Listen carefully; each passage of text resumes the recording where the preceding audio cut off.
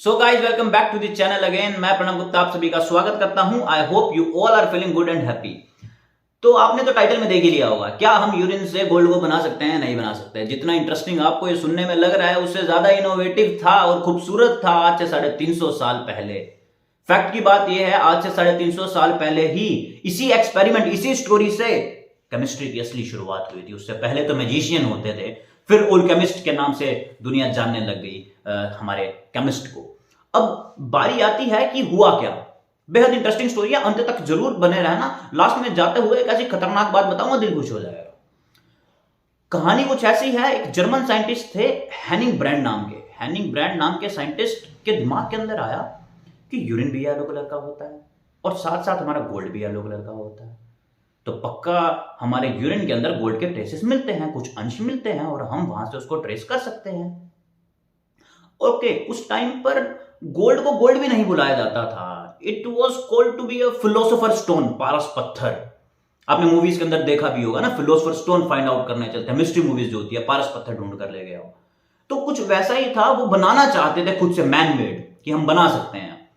तो उन्होंने इस येलो कलर के चलते ही लगभग 5700 लीटर, 5700 लीटर या फिर 60 से 70 बकेट यूरिन इकट्ठा किया। अपने फैमिली फ्रेंड्स जहां से भी वो इकट्ठा कर सकते थे और उसको किया हीट। इतना हीट किया, 16 घंटे हीट किया हाई टेम्परेचर के ऊपर, और फिर किया उसे डिस्टिल करने के बाद में उन्हें मिला कुछ ग्रीन कलर का सब्सटेंस, ग्रीनिश व्हाइट कलर का सब्सटेंस था। व्हाइट फ्यूम छोड़ रहा था, अच्छी स्मेल नहीं थी। ओके था यहां तक काम, बट जब उनके कमरे की लाइट गई तो उन्होंने देखा कि यार ये जो ग्रीन कलर का सब्सटेंस है वो चमक रहा है ड्यू टू दिस केमिल्यूमिनेसेंस, जो आप केमिस्ट्री के अंदर पढ़ते हैं। अब ये जो केमिल्यूमिनेसेंस था, अब सोचकर देखो, आज से 350 साल पहले पत्थर को घिसकर बनाई जा रही थी हीट, लाइट, बट यहां पर मैन मेड लाइट बनाई गई, ऐसी जो हमेशा चलती रहेगी, ग्लो होती रहेगी। तो बेहद खास डिस्कवरी थी। Phosphorus is not less important than this gold at that time.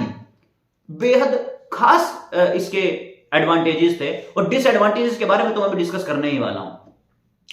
एक साइंटिस्ट थे निकोलस नाम के, एक दफा वो फास्फोरस के ऊपर कर रहे थे एक्सपेरिमेंट, और उन्होंने कुछ फास्फोरस का एक छोटा सा पीस रख दिया अपने बेड के साइड में, जो टेबल होती है वहां पर। उनकी मेड आई, उसके साफ सफाई की और बेड के ऊपर वो धकेल दिया गलती से, उन्हें पता नहीं था। रात को जब निकोलस आए और वहां पर सोए तो थोड़ी देर के बाद उनको हीट सेंसेशंस महसूस हुई, आग महसूस हुई वहां पर। हालांकि वो बच गए, बहुत ज्यादा मात्रा में वो नहीं थी, बट उसके बाद उसके डिसएडवांटेजेस को और पढ़ा गया। डिसएडवांटेजेस की अगर मैं बात करूं तो ये देखो, सबसे पहला 350 साल पहले पत्थर को घिसकर चिंगारी बनाई जा रही थी, तो इसके बाद तो कितना बेहद खास एक्सपेरिमेंट हुआ होगा, इन्वेंशन हुआ होगा, ये दिमाग में डालो।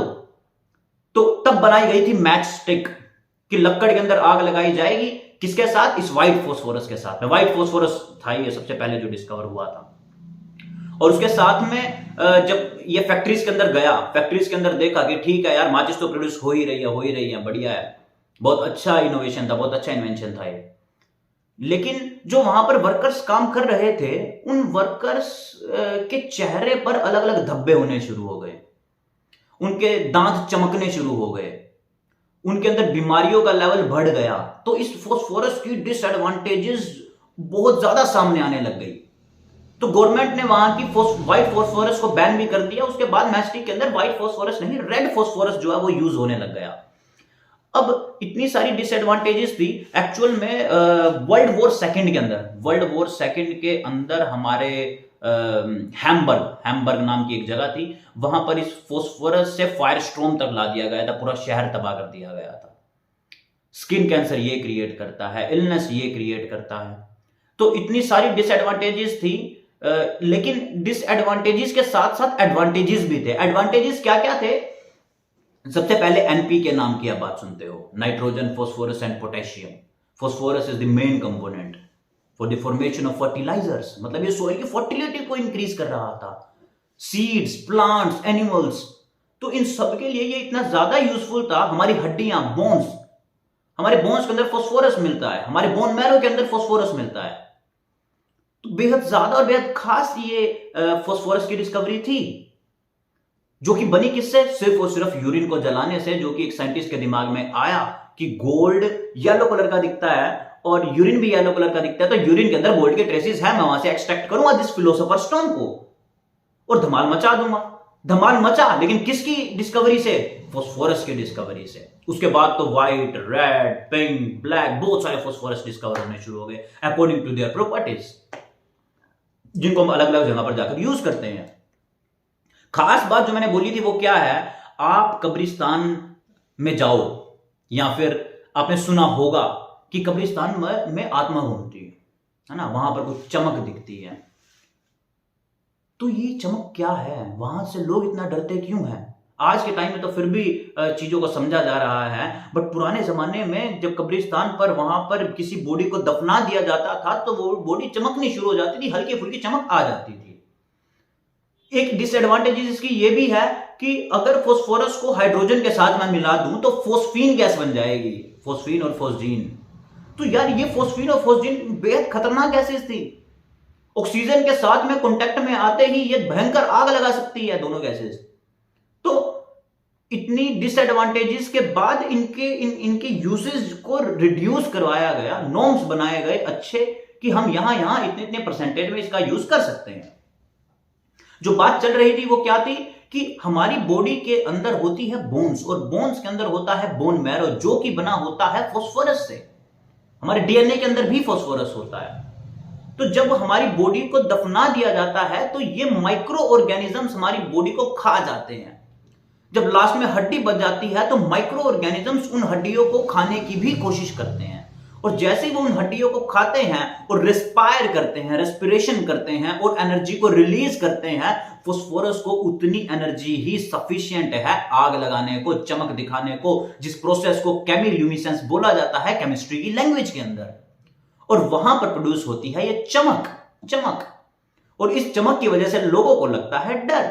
तो वहां पर कोई आत्मा नहीं थी या फिर आत्मा नहीं होती, दिस इज बेसिकली साइंस की वहां पर हमें चमक दिखाई दे रही है, भले ही वो कुछ समय की हो। अब देखो ना, दिमाग के अंदर ये भी आना चाहिए कि अगर ये फास्फोरस जो है वो इतना ही चमक रहा है तो हम हर जगह इसको क्यों नहीं यूज करते? यूज इसलिए नहीं किया जाता क्योंकि फास्फोरस जो है एक तो वो इंस्टेंट जल जाता है। मैजिशियन क्या करते हैं, आपने देखा होगा, फूंक मारता है, आग लग जाती है। पहली बात, फास्फोरस बहुत कम मात्रा के अंदर होता है तो इतना नुकसान नहीं करता, प्रिकॉशंस लिए जाते हैं पूरे। बट मैजिशियन यूज करते हैं आग लगाने को, फेंकते और आग लग जाती है, वहां पर भी ये फास्फोरस ही यूज होता है। तो इस फास्फोरस वो इतनी जल्दी सीवर जो है वो आग लगा सकता है, और जिसको निकालने के लिए इतना पैसा लग रहा है, इतना टाइम लग रहा है। मोरक्को नाम की एक जगह है, उस मोरक्को नाम की जगह के अंदर ये व्हाइट फास्फोरस जो है ना, वहां के पत्थर मिलते हैं, और आज के टाइम पर उन पत्थरों की लाइफ भी कम होती जा रही है क्योंकि यूसेज बढ़ रहा है चीजों का। तो ये बेहद इंटरेस्टिंग स्टोरी मैं खत्म करता हूं इस वीडियो के अंदर। अगर आपको अच्छी लगी हो तो नीचे कमेंट करके जरूर बताएं। Thank you for watching the video.